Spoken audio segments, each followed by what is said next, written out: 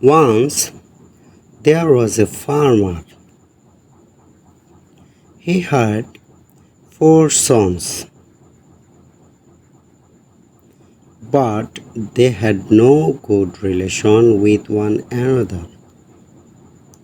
They were disobedient to their father and always quarreled among themselves. But the old man became worried and tried to make them united. But they didn't pay heed to him. One day he called them and ordered them to bring some sticks.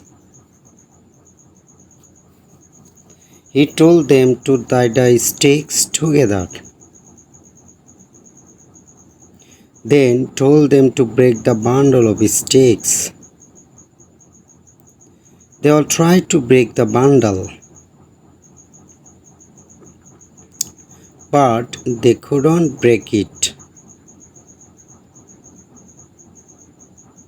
After that, the old man ordered them to untie the bundle. He gave one stick to each other and told them to break it again. This time they could easily break the stick.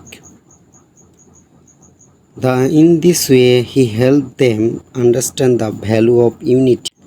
They understood easily and promised the old man not to quarrel in future.